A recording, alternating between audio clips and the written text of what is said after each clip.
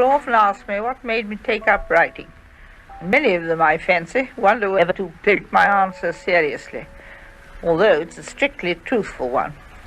You see, I put it all down to the fact that I never had any education. Perhaps I'd better qualify that by admitting I did eventually go to school in Paris when I was 16, or thereabouts, but until then, apart from being taught a little arithmetic, I'd had no lessons to speak of at all. Although I was gloriously idle, in those days children had to do a good many things for themselves. They made their own dolls' furniture, and they made Christmas presents to give to their friends. Nowadays they're just given money and told to buy their presents in a big store.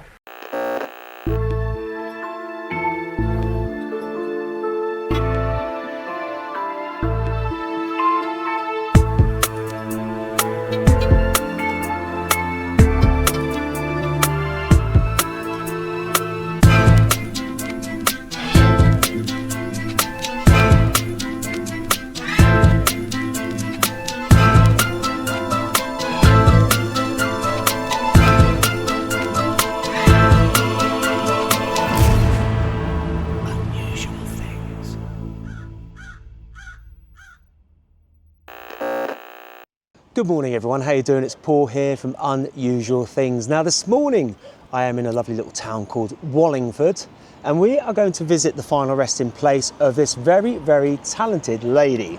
This of course is not her, it's a beautiful bronze memorial to her, and of course there is her name and her date of birth until death on the floor there. Now, as we all know, Agatha Christie is one of the most talented and biggest selling authors around, and she leaves such a lasting legacy. So I thought today we're going to find her final resting place, which is in a place called Cholsey, which isn't too far away from here. And we'll go and have a look at the church as well, see if we can get in there. Now, if you like the video today, please give it a thumbs up. If you haven't done so already, please subscribe to the channel, it's absolutely free. And of course, hit that notification bell and you'll be notified when more videos come out. And we are going to go and pay our respects to this very, very talented, extremely talented lady. We are at St Mary's Church in Cholsey in Oxford, and we are here today to find the final resting place of that wonderful, very talented writer, Agatha Christie. Now, those of you that have read her books, I'm sure are well aware of her characters, Miss Marple, Poirot, and all the other books that she has written throughout time. Now, I will tell you a little bit about her real soon, and we'll go and find her final resting place. Now, for those of you that are new to Unusual Things, thank you very much. There are plenty of videos for you to go and watch. There's over 300 there now. And also, welcome as always to the regulars. And for those of you that are unaware, I do have another channel, which is Airbnb Reviewer and Paul's Adventures, where you see me going off on different travels, reviewing Airbnbs, getting up to different things. So if you want to go and check that out, you can do so as well. And I've got to mention one more thing. I do have a Patreon page now. For those of you that really like to help and support the channel, thank you so much for becoming members.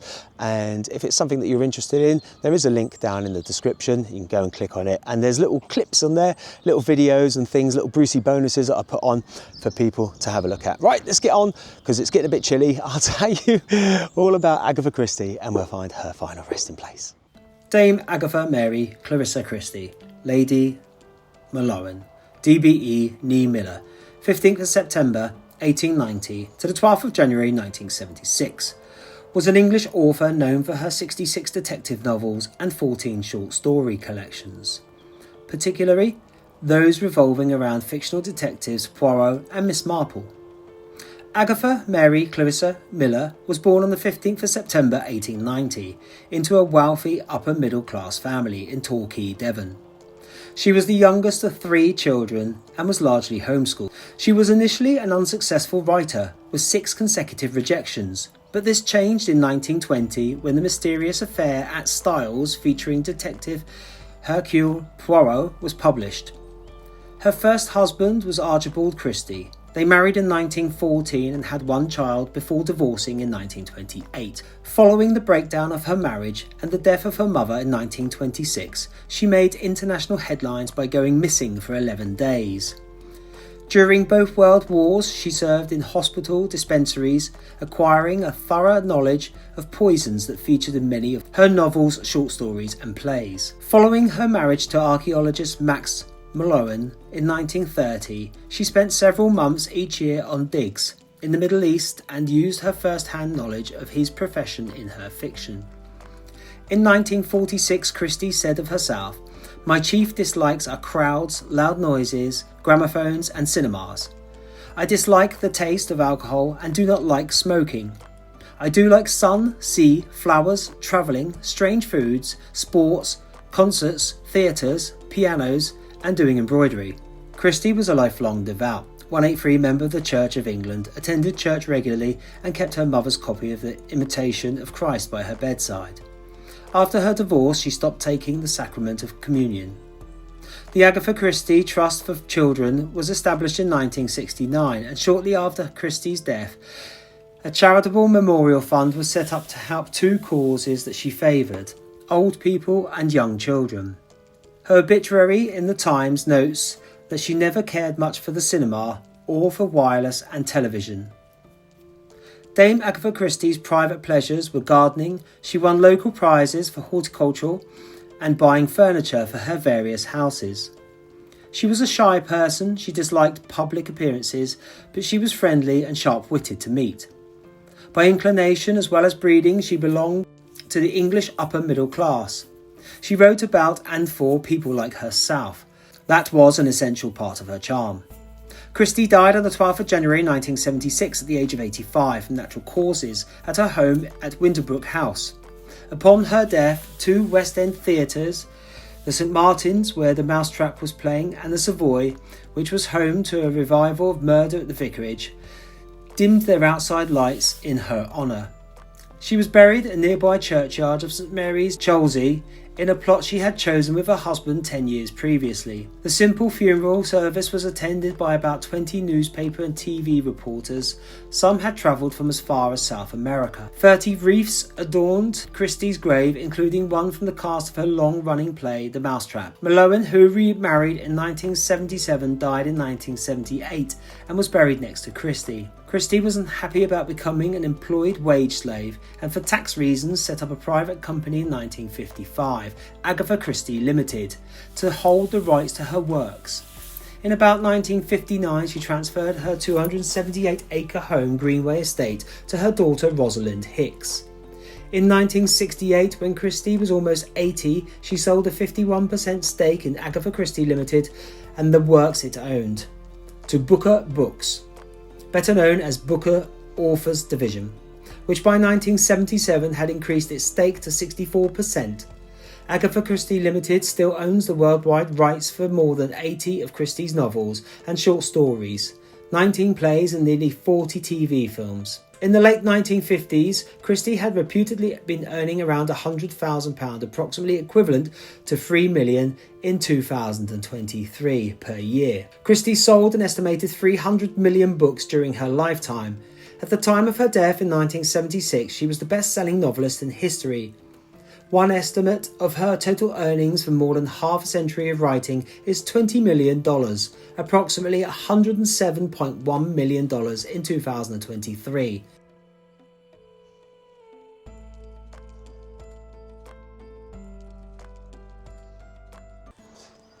Okay, so before we go and find the final resting place of Agatha Christie, you may have noticed this behind me, and it's rude not to, isn't it, really? I mean, it's a Monday morning, it's 10:30. You never know. We'll try our luck and we'll see if we can get in. It looks like a beautiful church. So there's two doors. We'll try and see how we get on, shall we?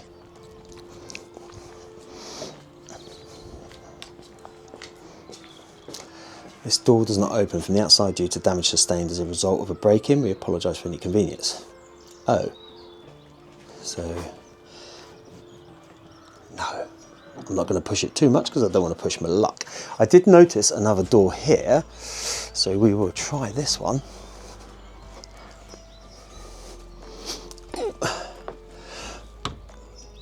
No. I think we have got one more door to try.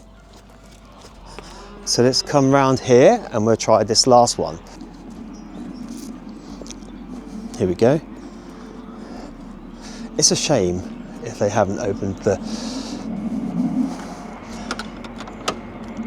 No. Such a shame when they keep the church doors closed, and you know, 10:30 on the Monday morning, you thought there may have been someone around and it would have been nice for us to go in and see, but maybe another day. But we know these things happen. So there's some of the information there about Agatha Christie. Now, she had such a long and interesting life. Obviously, I can't fit all of someone's life story when I'm doing these videos. However, I do try to take snippets out of it, and most of you will understand that when I make each video, to try and highlight some of the things that the people have achieved throughout their life, and what an amazing lady she was. Anyway, I've been having a good look around, and you know what? I think I found it. To be honest, you can't really miss it. It stands out. It's a beautiful headstone. Let's go and have a look, shall we? Look at that, and the sun comes out just as we find it. Let's go and have a little look. Now, I don't know whether this will show on camera as to how big this headstone is, but when I go and stand next to it, you will understand and you will see. It's huge. Okay. In memoriam, Agatha Mary Clarissa Mallowan, DBE. Agatha Christie, author and playwright. Born 15th September 1890, died 12th January 1976. Sleep after toil, port after stormy seas. Ease after war, death after life, does greatly please. Also her husband, Max Edgar Lucien Mallowan, KT. Archaeologist and Orientalist, member the Institut de France, born 6th of May 1904, died 19th August 1978. So this will show you exactly how big this headstone is. And wow, it is massive. When I saw a picture, I wasn't expecting it to be so big, and it really is. So on behalf of myself and all of the viewers, of course, and your fans that may watch my videos, thank you so much, Agatha Christie. You brought many, many years of happiness to so many people, so many smiles on their faces, and even to this day, your legacy still lives on and will do for many, many years to come. Bless you. Thank you. So there we have it, the final resting place of Agatha Christie. What an amazing author she was, and I know that there's plenty of you out there that have asked me to come and find her final resting place so that we can all pay our respects to her, and I know that her legacy will just live on for years and years and years. Now, if you like today's video, please leave your comments down below. If you haven't done so already, please hit the like button, subscribe to the channel, it's absolutely free, and of course hit the notification bell and you'll be notified when more videos come out. Thank you as always for watching from a beautiful sunny St Mary's Church in Oxford. Cholsey, I should say, in Oxford. And I will see you all on the next one. Take it easy.